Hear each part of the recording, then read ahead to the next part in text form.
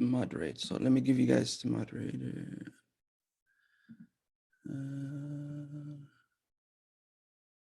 Make host.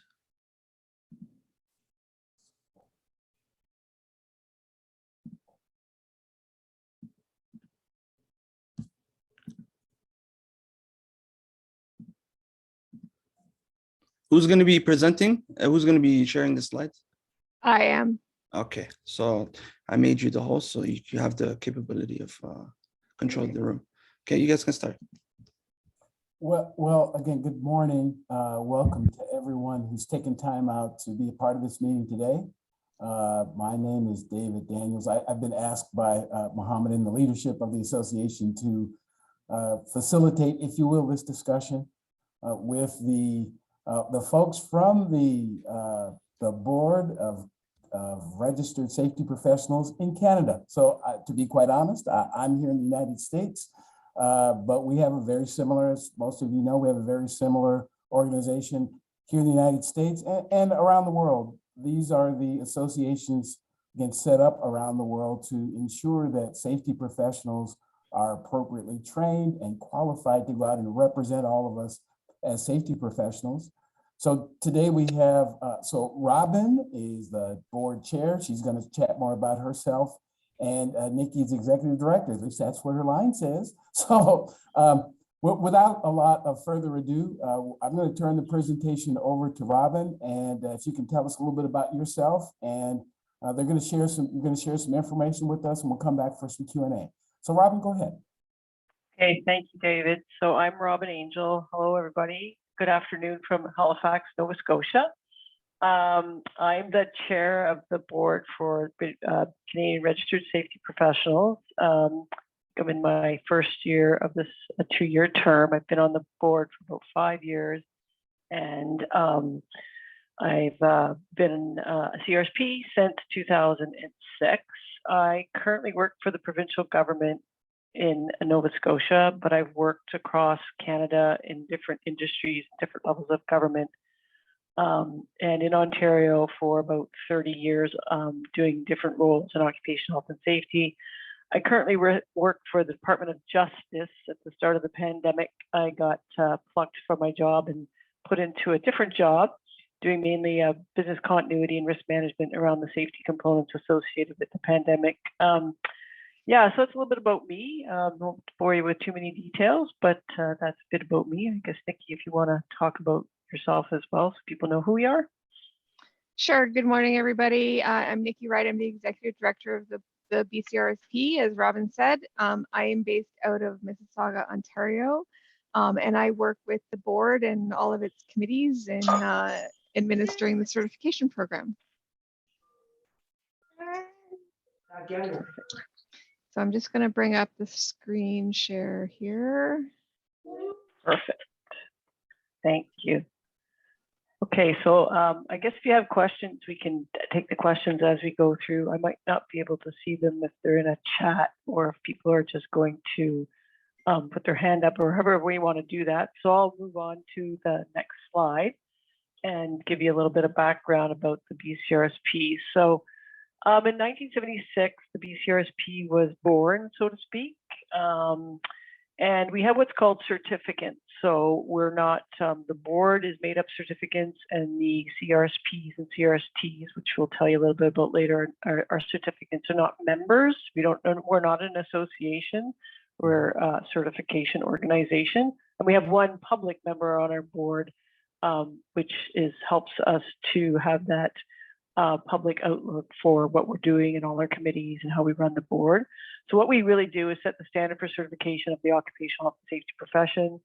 And we have two certifications currently, the Canadian Registered Safety Professional, which and the Canadian Registered Safety Technician.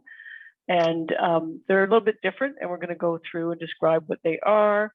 We're the only national certification body for occupational health and safety practitioners in Canada. So it all really started back in 1973, to give you a little bit of background, where the Canadian Society of Safety Engineering was assigned the task of conducting a study on the feasibility of certifying safety professionals in Canada. And the result of that work was to build the Board of Governors for the BCRSP. And from then on, I think we just had our 45th year anniversary last fall. So BCRSP has been around for 45 years. And we also have third-party accreditation. So we are accredited to the ISO 17024 and the ISO 9001 quality management systems. And that's really important to us because it holds us to a really high standard to make sure that all our processes, protocols, and what we do is in line with these two third-party accreditations, which consist of doing both internal audits and external audits by auditors for both of those systems. So what are we really about? So our vision is safe and healthy workplaces through certification. So that's our big vision. That's what we stand. We always try to keep going back to remind ourselves that that's what we are, right? We want to make sure that when we're working and people that are certified and making sure that their professionals doing their jobs are making workplaces safe and healthy. So we set the standards for occupational health and safety profession, and that's our mission. So if you look at our strategic plan, we have our vision and then our mission. And so what's it all about? Why do you want to do this? So how do you do a career in occupational health and safety? So basically, there's different ways to enter and different levels that we go through. So you can see on the slide all the different ways things fit together. And so you come in through, either you come in through a workplace and you can go through college university program. You can come in through a different level of qualification, like construction safety officer. You can have work experience, and then you can go up. You can go to the technician level, which is the Canadian Registered Safety Technician, which is based on the work experience, or you can go through and get the work experience at the university or college level and go to the CRSP, which is a professional level, which is a little bit different. It also can be complemented by other certifications. So we have people that are engineers, we have people that are occupational hygienists, we have people that have different backgrounds in health and safety. And so it's really a lot of complementary things going on in the occupational health and safety world. So we're not exclusionary, but we have those two certifications. And the way it works is that Nikki's going to talk a little bit about later how the entry specifically goes and what the qualifications are. And then basically lifelong learning is we have people with postgraduate degrees, so MBAs, master's degrees in occupational health and safety, PhDs, we have specialized certifications. And then again, there's the Canadian Health and Safety certification certificate that's from the CSSE currently. So it looks a little bit different looking at it from the slide, but it is a quite organized process to go through to get in your safety career. So you can start out just in a role and then take some education and go up through, or you can actually get a degree, an undergraduate degree, and start from there.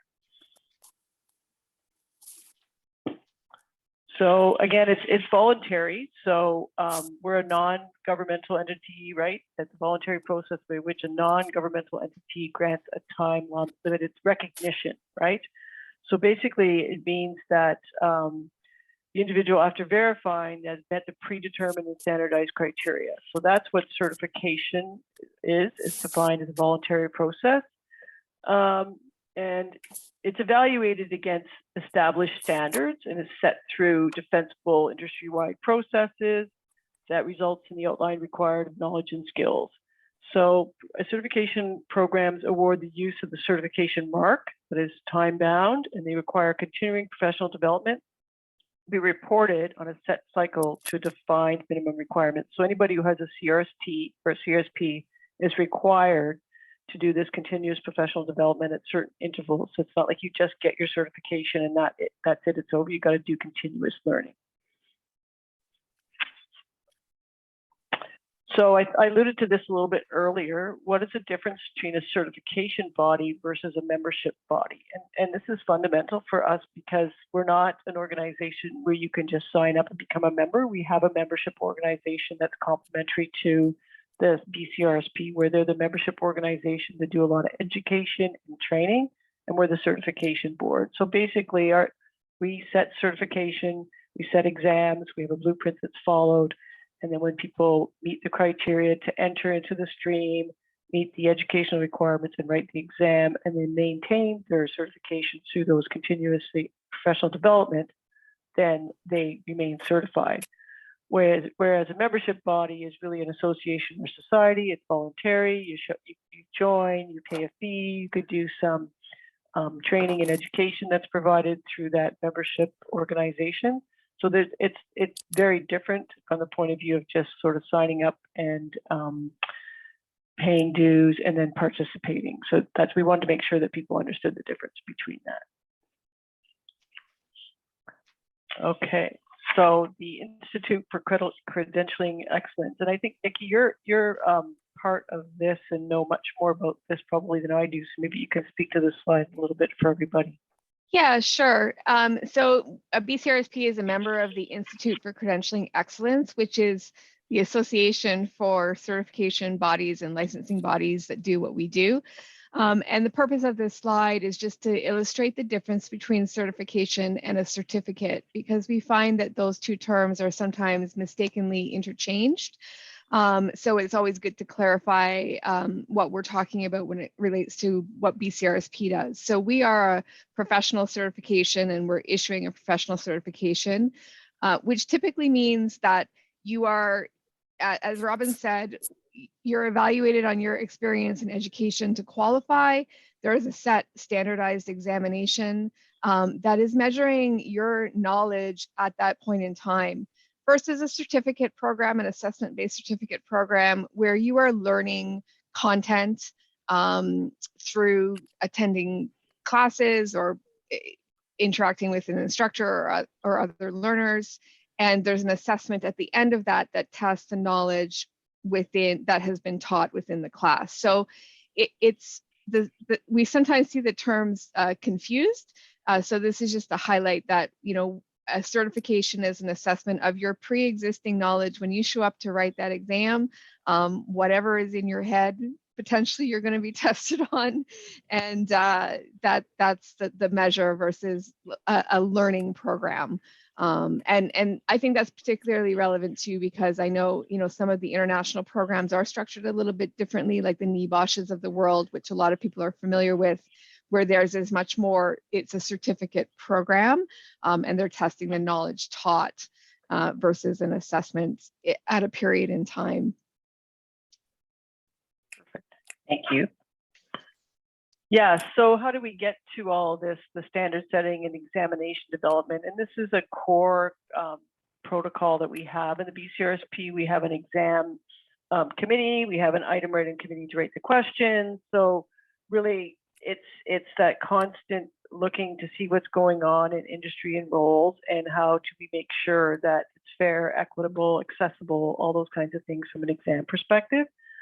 So it's developed with basically the scope of what's to be tested, and it's based on the geographical, industry, and demographically dispersed subject matter experts that are in the field and helping us get through what we do. So we look at this, we do the exam, we have what's called a cut score, we do some statistical analysis, and it's constantly moving in that circle. So we're always looking to continuously improve, and not going to get into like tons of details on this, but we do have it. And if you want to know more and more about it and how we do it, but basically to show you that this is a very, really highly developed process by which we set the standards and develop the examination. And we review our blueprint about every 5 years to make sure that we're in line with what's going on. And we have a different blueprint, which is basically the set questions and protocol for the exams for both the CRSP, the technician level, and the CRSP, the professional level. So that's sort of about that. And then again, I talked about the international accreditation for the standards. So basically, the ISO 17024 is defined to examine the competencies, knowledge, skills, and ability in a standardized way. So we meet this standard, we get audited against it, and everything we build around that is in line with that standard. And we upgrade as that standard upgrades as well. So we get notified that the standard is going to be upgraded for whatever reason, then we have to go back when we assess what we've done, make the changes, do our internal process, and go through the external audit. So, and you'll see what it says here. The examination bit must be independent, must be valid and reliable. It has to have impartiality, and it has to have that effective management system. So one of the things we get audited against, everything that we do as a board as well, is make sure that we're in line with the standard as well.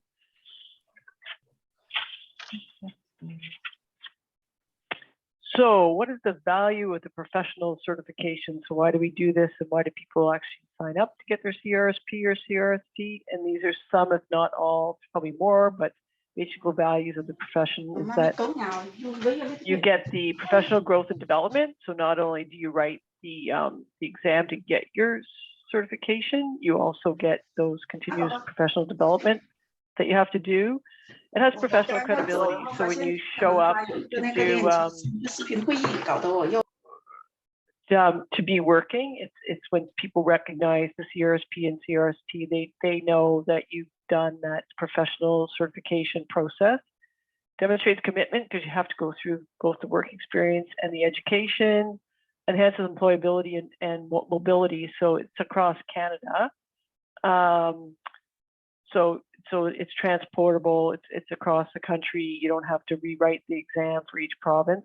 We're a national organization, and you can make some more money. And people recognize it improves your competence, and you can apply your different competencies, and it also supports ethical decision making. So, you know, we have a code of ethics that we have to follow once you're certified. Once you get into this, get your certification both at the technical level and the professional level. So we have a code of ethics that we have to follow and make sure, like most professions have, right?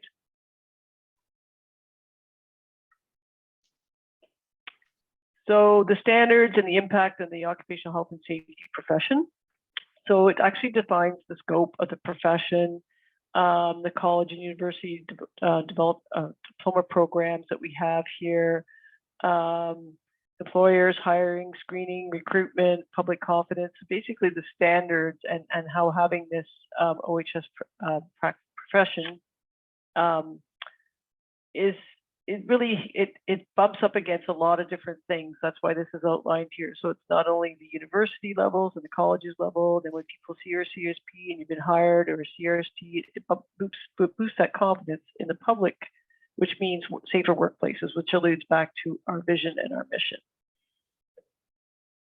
And I think we talked about this a little bit too, that basically it's a lifelong learning process, that you're always doing this continuous professional development and lifelong learning and moving on and doing different things in the occupational health and safety space, where there's lots of opportunity to keep doing that lifelong learning. Once you get this as your baseline, it's incredible what you can do and leverage from having the certification as well. I think Nikki's going to talk about this now. I am, yes. So we do have a number of memorandum of understanding with other certification organizations around the globe. BCSP, of course, we have an MOU for CSPs with the IOSH, the CMIOSH, the Australian organization for both their certified occupational health and safety professional and their charter occupational health and safety professional level. And then we recognize the NEBOSH diploma through an MOU route as well. So basically these MOUs mean that our organizations have mapped our standards against one another and determined that we can accept certain components of the work that's already been done to recognize individuals coming in. Now, we do still require, unfortunately, individuals to write the exam under the MOU agreements. That is the ultimate measure of competence, and to ensure, fair assessment, the exam is standard for everybody. But if you're applying under one of the MOU routes, it is a streamlined process, and the eligibility review is based on what the other organization has already done in certifying you. And we are also a member of the International Network of Safety and Health Professional Organizations. We are a member in Canada along with the CSSE, who is also a member. And INCHPO is a global alliance professional occupational safety and health organizations. So all of the organizations that we have MOUs with are also members, and we meet on a regular basis. The mission of INCHPO is to advance the OHS profession through the exchange of evidence-based practices and the development of a harmonized framework for practice. So the core focus of INCHPO's work has been the capability framework that has been developed, and I will talk about that just a little bit on this next slide. So the INCHPO OHS capability framework was a body of work that INCHPO did a few years ago now. We're actually just looking at it for review. That defines the role, function, and competencies at a global level for OHS practitioners and professionals. So what we have done at BCRSP is we have taken that capability framework and we used it as part of our inputs and benchmarking against our existing CRSP certification. We also used it in the development of the CRST certification. So that, has served as a gap analysis tool for us, and looking at where we fit in relation to that global framework. And we've also been using it. We have a project ongoing right now related to the accreditation process for occupational health and safety education programs. So this is the programs offered through the colleges and universities here in Canada. There is no current accreditation system for those programs. So we have been using the capability framework, and the board has been supporting the development of an accreditation process. So there was a national consultation survey out late last year. Hopefully you saw a mention of it on some of our social media channels. So we've completed the national consultation on the accreditation standard, and we are now just developing a pilot program in order to test the standard at one or two institutions, and also developing the training modules for the individuals who will be assessors of those programs. So the drive behind that is to ensure quality occupational health and safety education is occurring within the academic institutions. As with any educational accreditation standard, the objective is quality. This is a work in progress, but the framework was very much utilized in that. Okay. Do you want me to keep going, Robin? Yep, you keep going, Nikki. Okay, perfect. So as Robin's mentioned, we do have two certifications, the Canadian Registered Safety Professional and the Canadian Registered Safety Technician. We have the CRSP certification is our original certification. We've been certifying individuals with that since 1976. And the CRST was introduced in 2018. So is a newer certification to our portfolio. So while both certifications draw upon the same body of knowledge, there is a difference in how that knowledge is intended to be understood and applied, and the expectation around it. So for the CRSP certification, it's a very comprehensive knowledge exam, and it's at a critical application level. So in the examination blueprint, we actually define the percentage of critical thinking, application, and knowledge questions that appear on the exams. And the CRSP is much more heavily weighted to critical thinking and application questions versus knowledge questions. The CRST is, as a technician, potentially an entry-level certification for some individuals. It's a basic understanding, and it's also a narrower set of competencies that are being tested on that certification. In terms of eligibility, there are differences as well. So this is just the at a glance. So the CRSP certification, the eligibility is a bachelor's degree, minimum of a bachelor's degree, or a 2-year diploma in occupational health and safety. The experience is 48 months of professional level experience, and the professional level experience is highlighted because we are using, again, that INCHPO OHS capability framework in that definition of professional level. So our assessment matrix that we use internally when we're evaluating applications is benchmarking individuals' experience to that framework at the professional level. And then if an individual is applying with a non-occupational health and safety bachelor's degree, then they would also need to submit professional development. The CRST certification has a number of pathways to entry.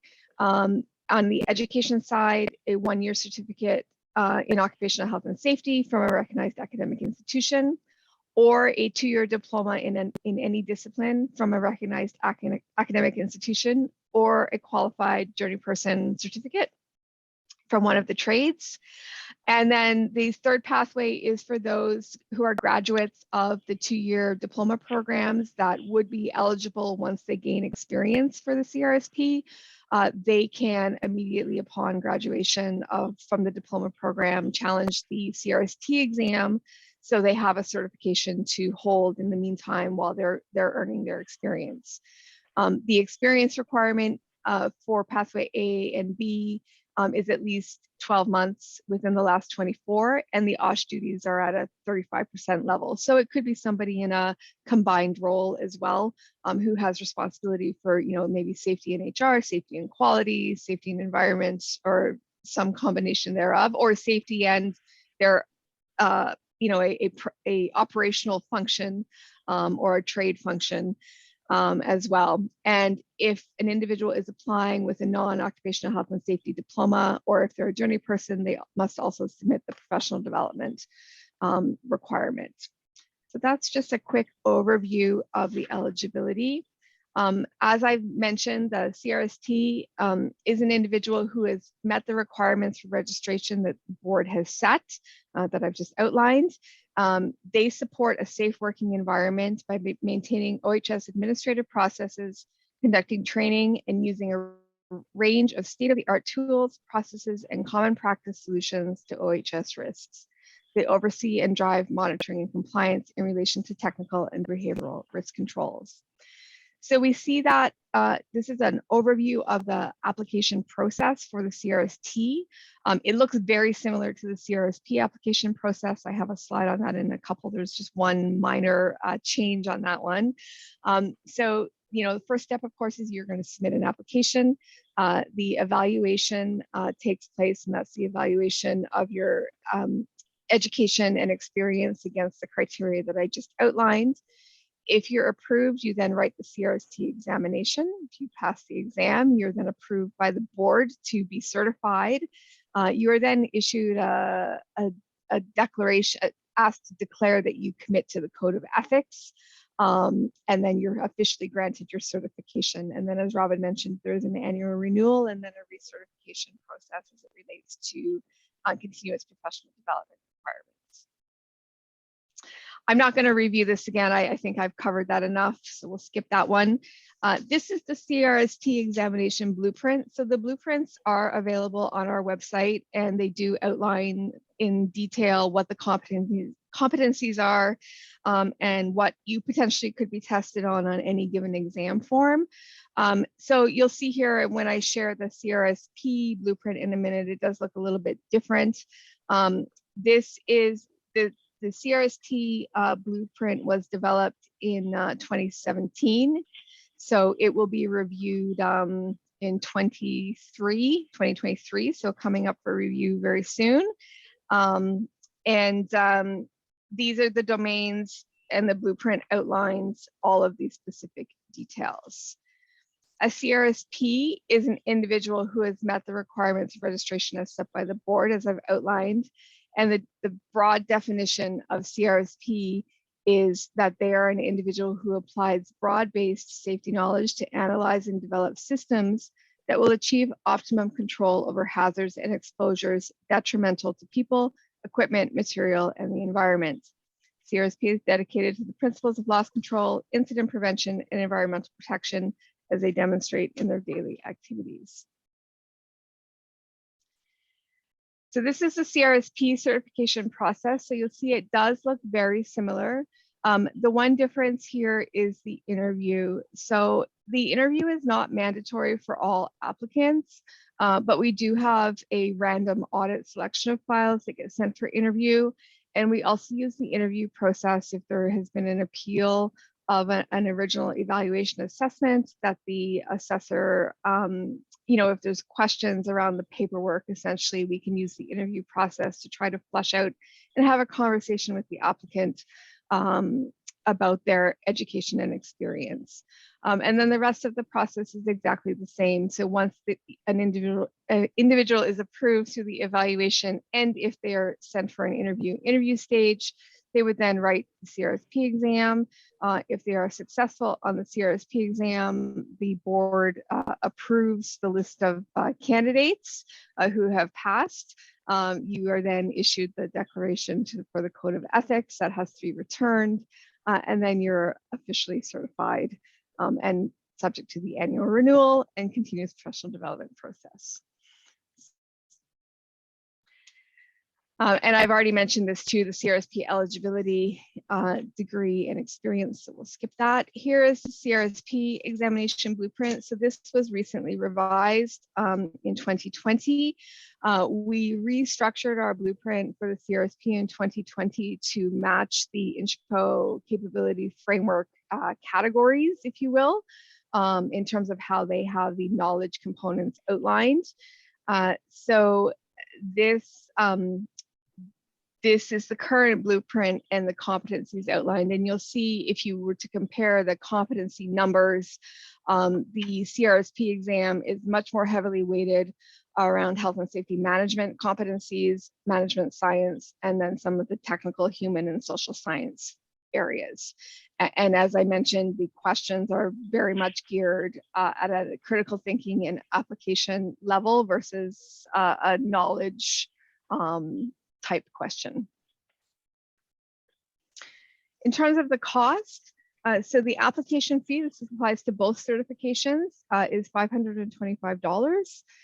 That's for us to process the assessment of your application and approve you up to writing the exam. It includes one additional supplemental review of your application if there was insufficient information provided the first time, as well as a maximum of 2 appeal reviews should you have been declined by our qualifications review committee after the first review. We have an appeal system and process that covers up to 2 appeals. The examination fee is separate from the application fees. So the exam fee is $175. That's basically the seat fee for writing the exam. You can, and that's paid for each attempt on the exam. You're permitted a maximum of 3 attempts within the first year for the exam. If you're unsuccessful on your first attempt, it triggers a fresh year period to a maximum of 3 attempts. And the annual renewal fee that once you're certified is $250 per year, plus taxes, of course, depending on where you're located. And I know Robin's already mentioned this, so the renewal requirement, so the annual renewal fee, and then the CPD process. So when you are due to submit your CPD, they're in 5-year cycles. There's no additional fees if you submit on time. We are introducing a late fee for CPD submissions, but if you submit by the prescribed deadline, then there's no additional fee to do that submission. Submissions are reviewed and audited, and you are reconfirmed once your submission is reviewed. We don't offer the CPD programs directly. So again, in keeping that frame of education and professional development being separate from the certification process, we rely on other associations, educational institutions, employers, as well as other activities. So our CPD program is not just around that formal learning. It's also, you can earn points for belonging to organizations such as this one. You can also earn points for volunteering, writing articles. There's all kinds of different ways you can earn professional development credit in the program.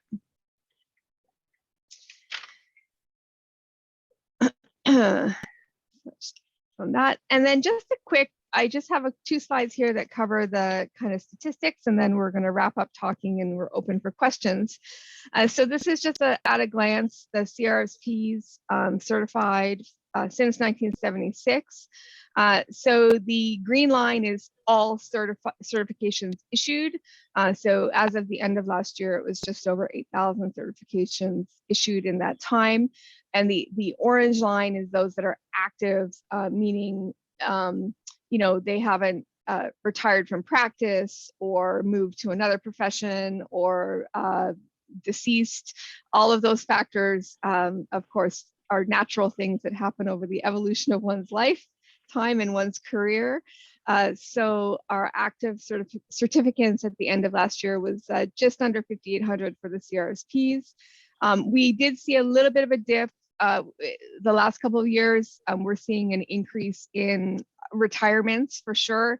We have a kind of a cohort of individuals that are all reaching that retirement age. So we've been tracking that as a board and have been expecting to see that occurrence taking place. But we're still, seeing lots of intake. So it's, I think over the next couple of years, those two lines will balance out again as they have historically. And then the CRST, which of course is newer, we only have the 3 years of data. We certified as of the end of last year, 227 total. 221 of those were active at the end of last year. Some of that attrition is individuals who have now, they earned their CRST and then they have now earned their CRSP and they've decided not to maintain their CRST. That's the majority of that 6-person differential there. So, early days on this data, but we're seeing consistent growth, which we're very happy about at the board. And now we are good for questions. So I'm going to stop the slide share just so we can see everybody. All righty. Thank you very much, Robin and Nikki, both. That was very important information about how folks can access the system and how the system itself works. And so while folks are thinking about their questions, because I'm sure that they have plenty. So a couple of ways we can do that. You can certainly put your question in the chat. We can pick it up there. Or if you want to come off, show your face and unmute yourself, we can do it that way as well. But I actually wanted to start us off with, with a question that I often ask. So can you share a little bit about any efforts from your organization relative to helping folks who haven't traditionally been interested become interested? Yeah, so there's a couple of different ways that I know that I've done that personally, and mainly it's people that I work with. I had a team of occupational health and safety inspectors, and I got them interested in the CRSP, and I think 2 of them have done that so far.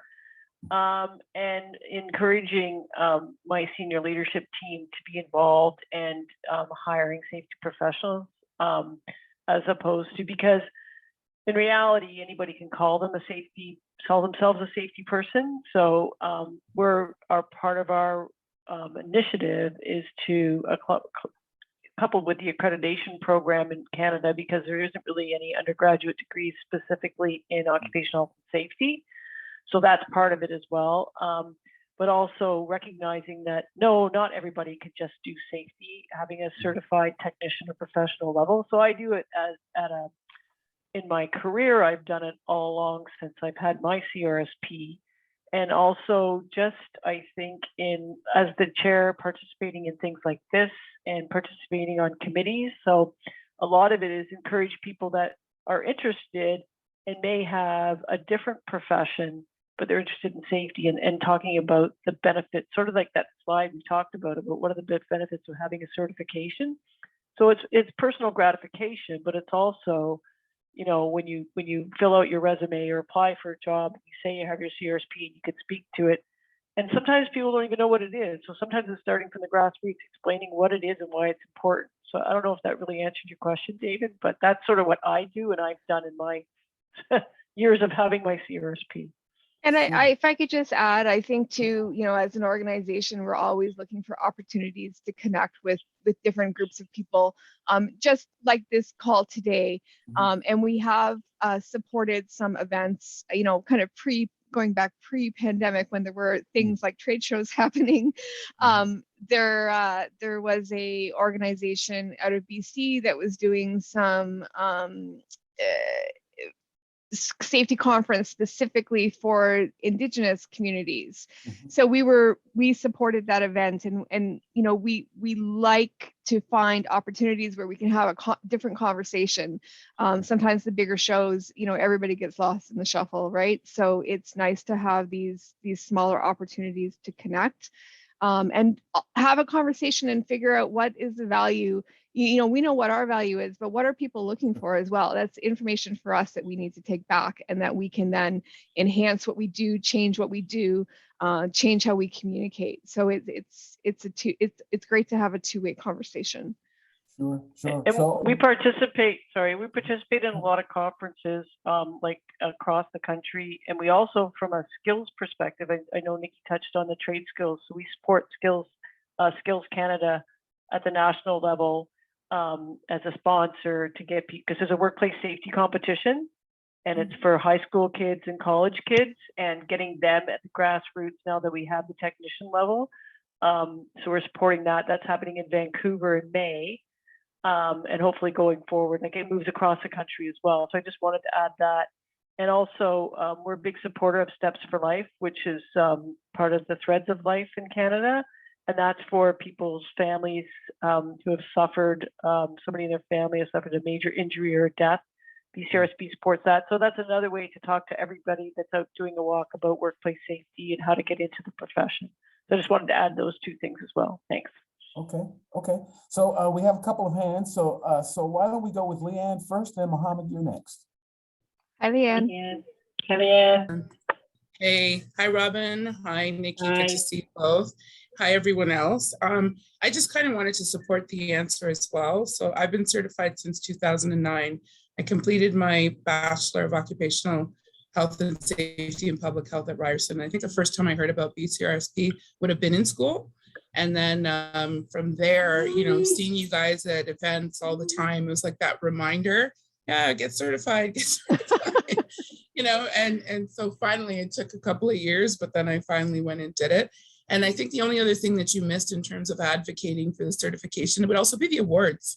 So, you know, there are awards that the BCRSP has for individuals and organizations that are supporting the certification and encouraging others to get certified. So I just wanted to add that to the mix. Okay. Thank you, Leanne. Thanks. All right, thank you. You're welcome. Mohammed. Yeah, thank you. That was an awesome presentation. Thank you, Nikki. And my question, and Robin, of course, my question here is more about the modules, the exam modules for the CRSP. So the old ones, are we still gonna reference them, or do we strictly go verbatimly on the 2020 edition? Do we focus on that? You're referring to the study guides? Yes. Yes. So there is actually a project underway right now. CSSE is taking over the publishing of the study guides. So they have almost completed study guides that align to the new blueprints. Okay. I have, you know, tentatively been given a date that they'll be published the end of April, early May. So those are coming. You know, certainly in the meantime, it's the information in the old study guides is not wrong. It's you know, it's a little bit dated, but the competencies would have still mapped over. And when we changed the CRSP blueprint in 2020 to the new framework, all of the previous competencies on the blueprint before have been mapped over to the new blueprint. It's just a matter of, for the CRSP exam, particularly, the emphasis may have changed on what that exam looks like from how the previous blueprint or previous study guides, portray it. But you know, it could be used as a tool for sure. But I would definitely watch for information coming from CSSE on those new blueprints. Thank you so much, Nikki. Okay, looks like Ernie's next. Good morning, everyone. Had to unmute myself there for a minute, forgot that it wasn't. Sure. No, I popped on maybe about a few minutes late, maybe 3 or 5, but I don't know what I missed in the beginning. However, my question is this. I'm looking at your slide, and where you have your eligibility comparison at a glance, where you're saying if applying with a non-OHS diploma, which is what I've got, applicant must also demonstrate professional development in occupational health and safety quality. Now, my question is this. I am a health and safety professional, and I have my NCSO designation, and I've been looking to get my CRST. And it's the most difficult thing because I've been told that, you got to go back to school and you got to get so many years under your belt in school and all that. So am I misunderstanding this now, where I could actually make an application with my non-OHS diploma and take that route? Yeah, exactly. If you have a non-OHS diploma, you can apply, and you would need to do the professional development component. Now, professional development could be things like the NCSO that can be utilized. The review committee would be looking for, and there's a download on our website in the eligibility area, in the qualifications area, that goes into this in a little bit more detail. But it would be, NCSO, or if you have done a certificate in OHS, that absolutely would qualify for PD in conjunction with a non-OSH diploma, or even individual courses. Some of your employer given training and courses may also qualify as professional development. What they're looking at when they're looking at the professional development is they want to see a broad range of professional development taken that kind of spans the blueprint content. So they don't want to see all of your professional development in just ergonomics, as an example. They want to see a range. But certainly, you mentioned you have your NCSO, so that could definitely be used as part of the professional development requirement. Okay, would an ISO 45101 also help in terms of professional development? Yeah, you could include that if you've done the training for the standard. Yes, you could include that. Perfect. Then please point me in the right direction. Where do I go? What do I download, and from where? So the application is all done online. So if you go to our website, which is bcrsp.ca, and to the prospective certificate section, you'll find all kinds of pages with apply now buttons. Start there. Oh, thank you very much. Thank you. And can I just add to that to give you a head? So I just went through the entire process with a colleague who's going to apply for a CRSP. And it's quite good because it is all electronic and you can save as you go. But do remember to say save as you go, because if you don't, you have to start over. So it says save for later. So when you said to point you in the right direction, I found that very critical. And maybe look at it, because you're going to have stuff to be prepared. So you put in your certificate, but it's going to ask you what you did in relation to that. And you're going to have to type in some information. So kind of gather all your stuff up before you sit down to do it, because then you're really well prepared. Okay. Yeah, and just so everybody knows, the payment piece does not come until the very, very end when you hit submit. So you can go on, and if you haven't been on our site and you've gone to the apply, the first thing it's going to ask you to do is to create a profile, right? You need to start your account. So you can do all of that. You can look at the applications once you've got your profile set up.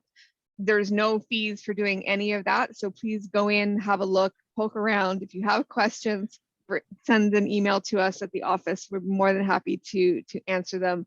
But you're not on the hook for any money until you fill out all of the forms and get to that last submit application and pay stage. Okay. That's a good point, Nikki, because we were sitting there going, you have to pay the $525 we put in. I haven't done it for so long. I couldn't remember, no, not till the very end. Really good point. Very good point. Thank you, ladies. You're welcome. Thank you. Thank you. Looks like Leanne is back. Go ahead. Me again on a Saturday morning. Yeah, so I just really wanted to encourage everyone. It's really kind of a comment of encouragement that just go and do it. Just go and do the CRST or the CRSP. Go and find out about your eligibility. Reach out if you have any questions. The folks at the BCRSP office are really fantastic, and don't be discouraged. I can tell you a personal story is that when I first applied back in 2009, my role was more food safety than it was health and safety at the time. And in my mind, that's just still all safety. Food safety is a hazard if you've got workers on site and you're feeding them. Mhm. But anyway, I was denied at first. And, you know, my alter ego, Safety Diva, had to come out and be like, no, nobody's denying me. So I actually wrote like this big, long statement, and I emailed it to the board, and I basically objected the decision at first and explained how environmental health, public health is very much, you know, and yes, my role still involves health and safety, but it might have been more balanced on the food safety side at the time. But I just put my position forward, and lo and behold, they contacted me back. We had an additional meeting, and then I was accepted to write the exam. So, you know, I'm just saying, don't give up. That's all I'm gonna say. And And we feel do- free to reach out to other CRSPs for help and comment. For sure. Okay, Thanks for sharing that, Leanne. thank you. Charles? Thank you, Doctor. And thank you, Robin and Nikki, for the wonderful presentation. Just a quick question. I learned that there's a 2-year period that will be given to write the CRSP examination once you are approved.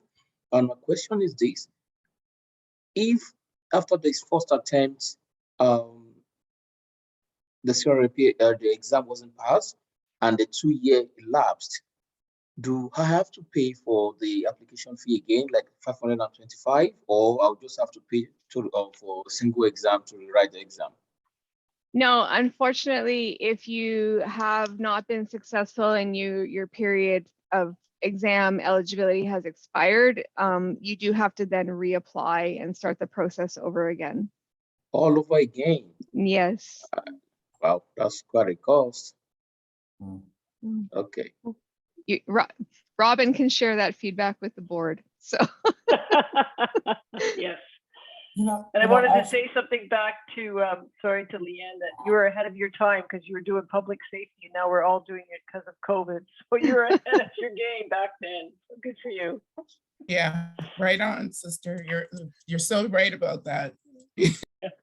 So I wanted to, and I see Joan's hand next, but I wanted to add a little bit to that last question, a curiosity I have. So how, I don't know how to say this other than say that. So how diverse, if it is the group of people who are determining what the standard should be in the first place? yeah, so we take when we establish the our committees that are looking at those types of things, we, for our subject matter experts, try to make it a diverse group of individuals as best as we can. Now, obviously, there's always limitations on that, but what we do through the validation survey is, once we have a, you know, here's what we think the standard should be, it goes to a validation study, which is sent to the entire group of CRSPs and or CRSTs. So that process, if we've missed any viewpoints in our original SME grouping, hopefully those views are going to come through the validation survey process. Sure, sure. And have you, and the reason why I bring this up, this is a conversation we're having. I mentioned them in the Board of the National Safety Council. We're having some really deep discussions about the need for, so again, the council's been around since 1913. It's been fairly homogeneous most of the time, including the board and such, but over the last probably 2 or 3 years, we've made some very intentional efforts to ensure that the board itself has varied and diverse perspectives, that the leadership down through, and it's a difficult road to go when you decide to do something to change something that's been that way for years and years. And I think that's really very important, because ultimately, you know, when you look at, so again, if you were to look at a picture of the folks who even, you know, were involved with the Singapore Accord, it's a fairly homogeneous group. So you end up with that perspective kind of embedded in everything that, you know, an organization does. And it takes work to try to work through that. And honestly, I think that's an opportunity that that an association like this has, is to be able to work with you to provide expertise from a different cultural, gender, whatever perspective that the group may not have. Yeah. Whether or not, you know, so that's the reason why I asked that question. And I wanted to make sure I tossed that in. Yeah. Yes, and if I can expand too, I mean, obviously the whole DEI conversation, I think, has been a focal point for a lot of organizations, and ours included. So we have been, the board has been discussing from that leadership viewpoint, you know, what can we do, how can we do it to ensure that we do have diversity of leadership at the board. We have always tried to do it with our subject matter experts on the exam committees, partly because it's required. We have to show we have a representative group, right? But it's, you know, in fairness, that historically has talked a lot more about industry sectors than maybe it has about culture or gender. But we do have another couple of things that we are looking at as well. One of the things that we've tasked, we have an item review committee that does a review of our item bank questions. And we've always had a process by which we look at our questions to try to ensure, you know, there's no bias in the question as written. But we're taking another review of that to see, you know, if we've really been as inclusive as we can be in those questions. So that is a body of work that we have ongoing. You know, I think, again, historically, it's probably been a focus on some of the easier things, like making sure there's no gender bias in a question, right? But now we're also looking at things such as, you know, do our questions potentially trigger anybody, right? Is there anything in there that we need to think about how we phrase our questions, that we're not doing that? And we're also looking at the questions from the lens of, if you are not Canadian educated, Canadian raised viewpoint, because we do have a lot of individuals applying that are coming from originally outside of the country, is there some kind of bias from a Canadian cultural perspective, Canadian language perspective, or, you know, legislation framing, and what tools could we provide? You know, if something needs to be there, how can we bridge that gap? Sure. So, and just to add to that, at the board level, we've got that oversight as well. So everything that Nikki talks about, that we make sure that the board is knowledgeable in that. And also we're working on sort of the competency level across cultural differences, diversity differences. We honestly, full disclosure, we've just started working on that in the last couple of years and have recognized it. But again, it's not just the gender, culture, stuff like that. It's really about your awareness and safety and what you bump up against. So is it youth? Like if you have young people and vulnerable workers, vulnerable workers and safety is a huge gap. Like in where I work in government, like I work in all industries, that's one of the portfolios that I had working at the provincial level to engage with vulnerable workers, like new immigrants coming in. Is another thing. So that diversity and understanding how it impacts, I think, is part of that whole. And then making sure our processes and our committees, to Nikki's point, even the question writing, but the board, as always, as the chair, you know, I want to make sure that that's what we're doing, and if it makes sense, and we trust our committees to do the work that they're doing, but we also make sure that the board oversight is there as well. Okay. Well, thanks very much. Thanks for happy you were able to kind of share some thoughts that way. So, Joan, your question. Hi, I just want to clarify something. Save me from going on the website and trying to figure it out myself. Great presentation. So what I'm hearing is the application is $525. You have 3 attempts, which is $175 for each exam. And you have 2 years to complete that first application within that $525 application. No, it's once you're approved to write the exam, it's now 1 year. It used to be 2 years. It changed 2 years ago, actually. So it's a 1 year window to write the exam for the first time. If you're unsuccessful, you then get another year tacked on. So in total, there is 2 years, but you start with that. The initial is 1 year. Okay, application. Hopefully you're successful the first time. So it doesn't matter. Application is submitted, and then when you submit that application, you have a year to write. Yes, correct. Okay, At $175. And it's a year from when you're approved to write the exam. So if Right. you submitted an application tomorrow, it might take 6 weeks for it to get processed through, for example. So once you receive your exam authorization letter that period of time starts. Okay, thank you. All right, I see Charles, your hand's up again. Go ahead. You there? Charles, are you there? I think you forgot to take it down. So Okay, Yes, I okay, forgot. I'll take it down right now. okay, no worries, no worries. It looks like Yancy.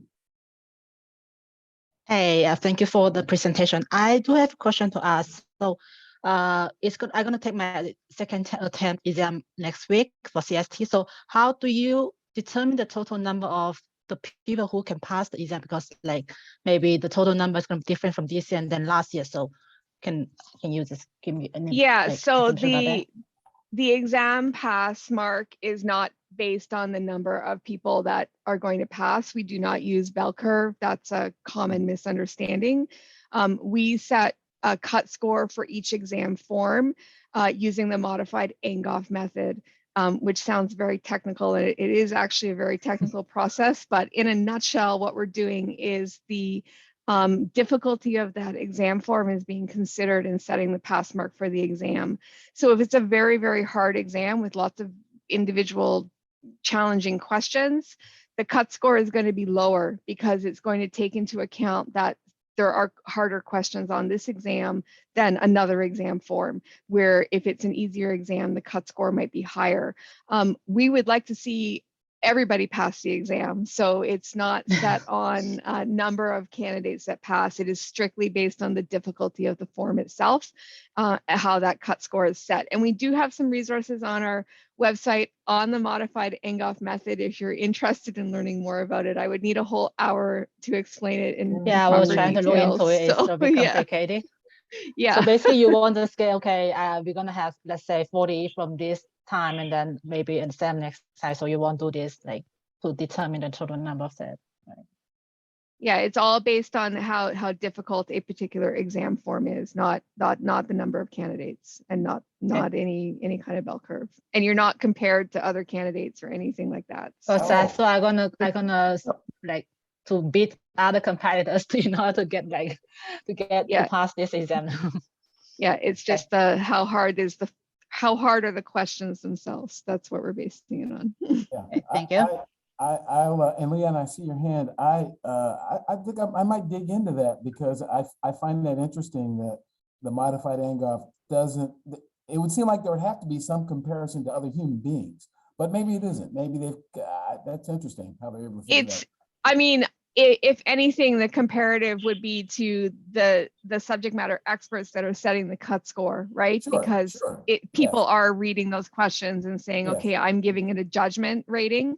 Sure. But it's done as a collective group process. You know, you do it individually and then there's a group. So theoretically, all of the any questions that were scoring different would have been discussed and potentially factored out if there's that much range in somebody thinking about how hard a question is. Sure.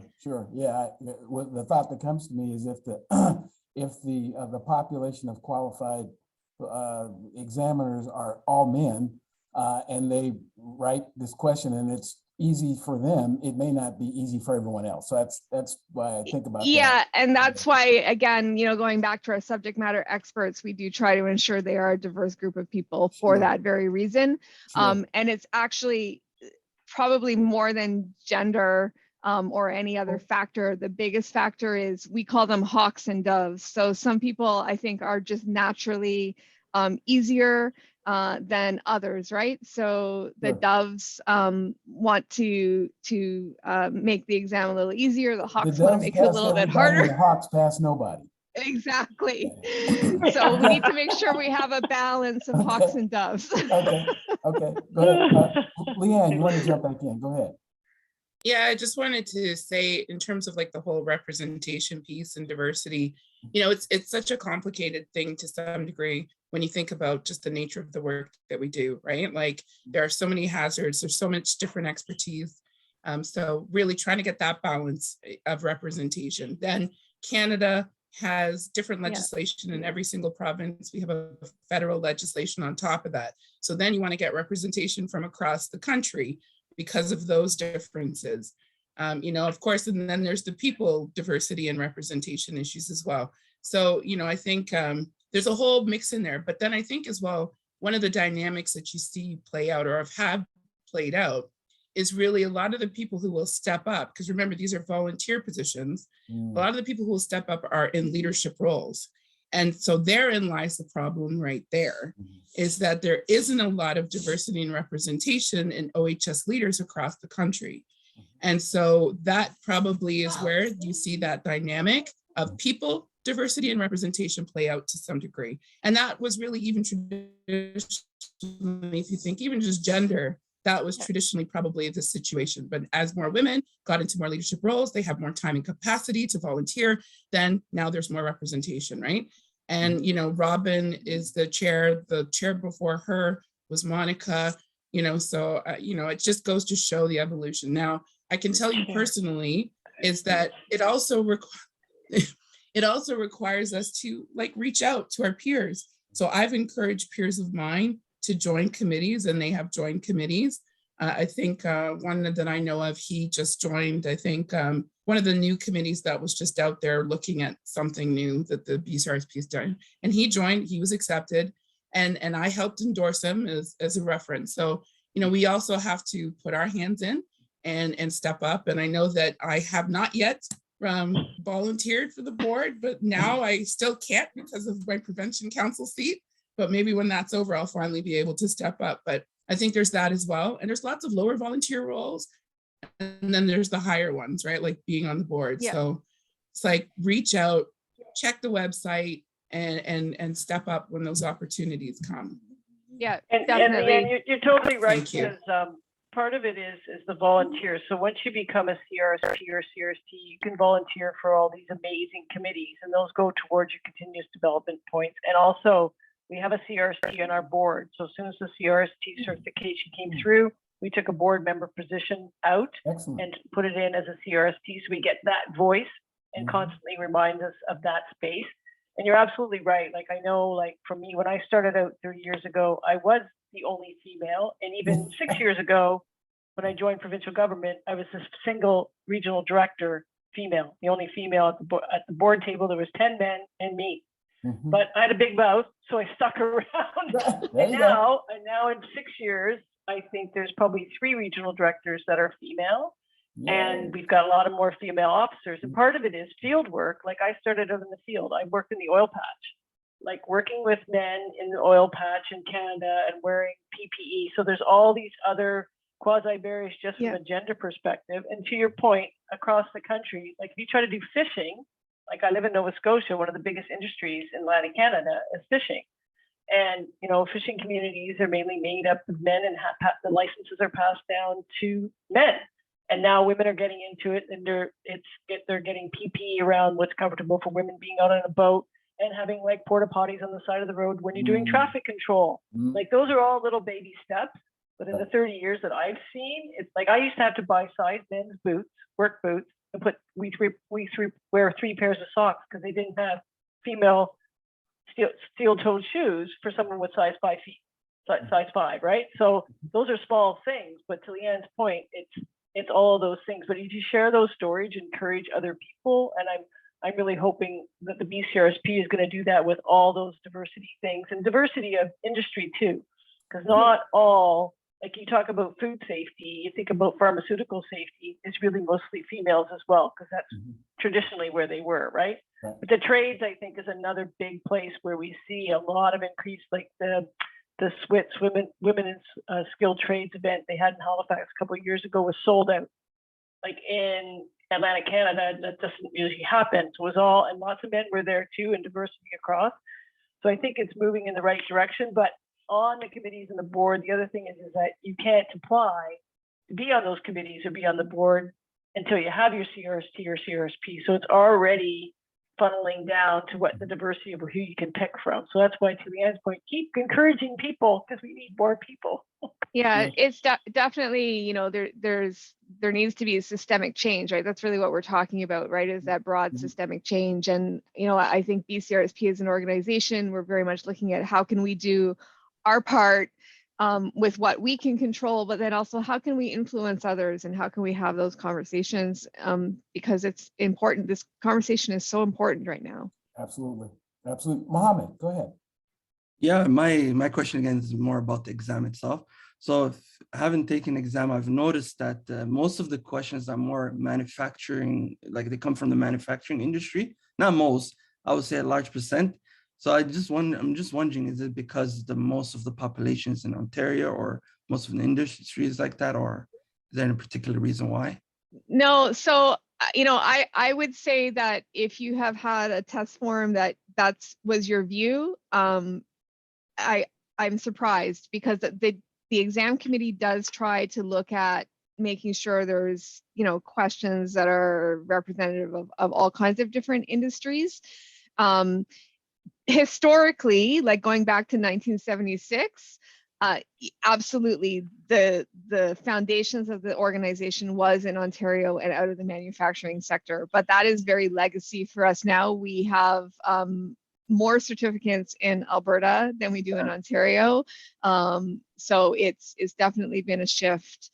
And you know, I'm not even sure manufacturing. Maybe it's the practice questions that I've been doing. That's what I've been noticing. That it could be. Yeah, the exam form. I mean, I can't say that I have particularly noticed that. I do see the exam forms, of course, but I will mention that back to the exam committee for feedback to say, you know, can we make sure that we're looking at this as well? So, Yeah, thank you. That's a good point, because I look across the country and depending on where you are, the industries are really different. Even in Ontario, north, like in mining in the north and fishing down where I am and offshore oil. And yeah, so that's interesting. That's a good takeaway for us to make. I can't remember my exam, but I try to forget it, to tell you the truth. Okay. Do we have other questions? We still have just a few moments. We have other questions?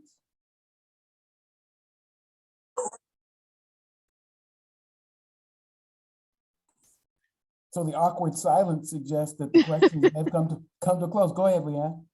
Yeah, it's not a question. I'm sorry. I try to be quiet on these things and I just can't help myself. But you know, it's really just a comment. It's a comment to the okay.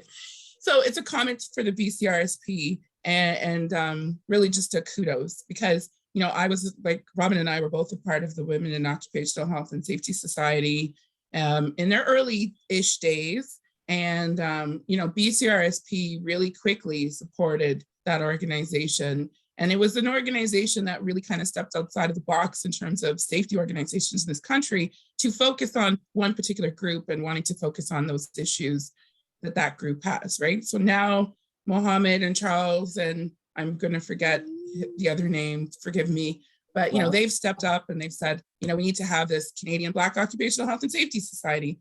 And here Robin and Nikki are here on their Saturday, you know, showing that support just like they've done for other organizations. So I think that in itself speaks to the willingness and desire of BCRSP to be inclusive.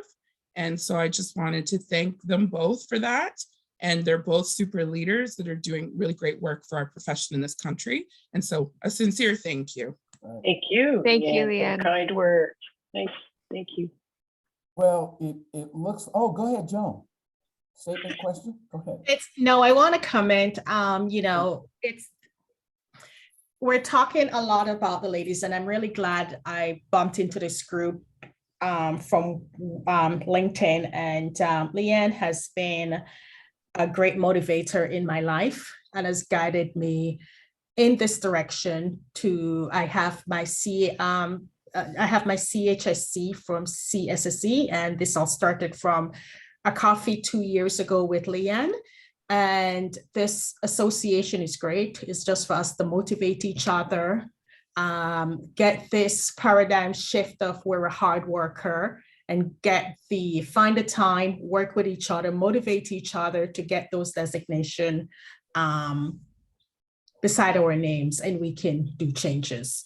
I not fully qualified, but I'm not, let me say that, let me be positive. I am aiming for my CRSP. I can join the board, and, you know, judging from this, I'm like, oh my God, I got to go on CSSC website now and see where can I volunteer, because it starts small, right? And we just start there and just keep, guys on this platform, just keep reaching out to other people and said, hey, we have a good thing going, and just motivate each other. We can do it. Right. And, you know, next year, Robin and Nikki can come back again, and most of us will have some form of additional designation. So that's just what I wanted to comment and say, just guys, it's a good start. And thank you, ladies, for showing up today. Great presentation. And thank you, Dr. Joan, joining from the States. Okay. Leanne, keep up the good job. And I'm also part of WASP. So Sure. I thought I saw another hand go up, but maybe that was an errant hand. So I want to make sure we don't miss any other questions before we go. So honestly, I'd like to say on behalf of the association, thank you so much, Robin and Nikki, for coming out on a Saturday. There, you know, lots of other things going on a Saturday, and we're just so honored that you took some time. And I have to tell you, from a personal perspective, one of the reasons I'm really interested in what this association is doing in its infancy.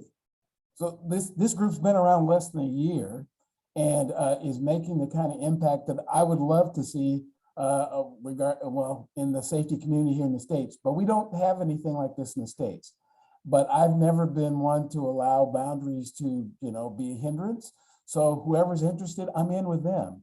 So it's really an honor. I can share. Based on my research, I'm the only Black PhD in occupational health and safety in the entire country that I can find. I've been looking for others, but I can't find any. I know of one other woman who's in the program right now. Now there are lots of folks who are in safety. Many of them have doctorates, but they're in other things. Engineers, people really probably smarter than I am, but that's it. So it's. And the same thing as I was sharing before we got on, only about less than 2% of the safety professionals in this entire country are of African descent. So this is another reason for me and others trying to look out across the world. It's strange where, you know, only 11% of the world's population is non-white, but most of the population of safety professionals are white. And so now, if we look to the population of people who are injured, it's much different. It's much different. That's where we see the larger numbers. So that I think that's why these conversations are so important, is that it's about perspective. It's not about who's better, smarter, not capable, not. It's about people's perspectives of the same hazards are simply different.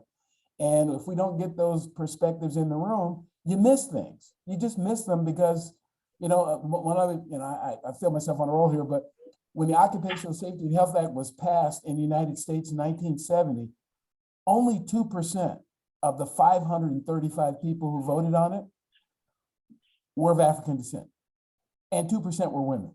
So obviously they weren't going to solve a problem for women and people of color because it just wasn't a perspective that they had. They weren't bad people, they just weren't thinking of it at the time. This is why these discussions are so important. Having the diverse perspectives at the table, having the conversation, and then just to hear, you know, the openness that BCRSP has to, oh, we didn't quite think of that, because we're never going to get it perfect. None of us are. We just won't. But if we continue to be open and want to have continued conversation, we may not be perfect, but we can always get better. We can always get better. Right. So again, I want to, again, thank you so much. As much as I, you know, have enjoyed kind of facilitating this conversation today, I do want to make sure that the last voice that we hear, though, is from at least one of our fearless leaders. So I'm going to see if I can get Mohammed. Please give us one last word before we leave.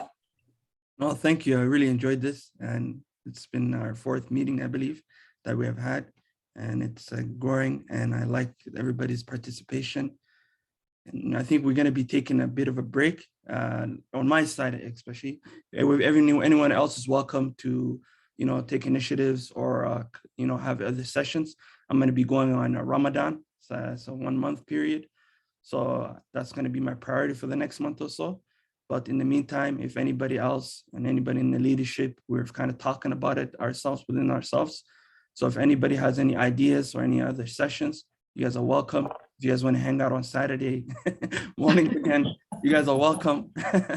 But yeah, I really appreciate it. I thank you again, Nikki and Robin and Leanne and the doctor and everybody else that came in today and really benefited a lot. And that's the main objective by next year, that we all have some form of designation and CRSP or CRST. If not, that we continue on trying, and eventually we will get it done. So that's all I have to say for now. If anybody else wants to say anything, you guys are more than welcome. We don't bite, we don't, you guys are welcome if you guys want to say something. Benson, go ahead. Hey, good morning, everyone. Thank you so much, even though I joined late, but for me, it's one very amazing thing to see people like me come together to discuss how we can grow and how we can move in the safety professions. So I will say, thank you so much. One thing, you just said something that struck a chord. If we want to hang out and anywhere, that will be one thing I will encourage. Sometimes we can start looking at meeting together. I'm in Calgary. I know other people are in other places. We can hang out together, get to share ideas, get to talk. You know, we can have this forum more frequently. We can do lunch and learn like this one, bring in some resource persons, even if it's 30 minutes, talk about some aspect, it will really grow. And I'm willing on my part to commit time as a volunteer, time and the little resources I can to make anything possible, because this will go a long way to help every one of us to attain some points and some goals in safety. So thank you to the organizers and the leadership team. Thank you. Well, it looks like that might be about it. Okay, it looks like we're gonna give you maybe about 10 minutes that we might have planned to use. We're gonna give that back to you. And just look out for the next communication about what the next steps will be. Again, thank you, Robin. Thank you, Nikki. Everyone who's attended today, has been a wonderful session. And we'll look forward to getting back together real soon. Thank you very much for the opportunity. Yeah, thank you. Great. And Thank you.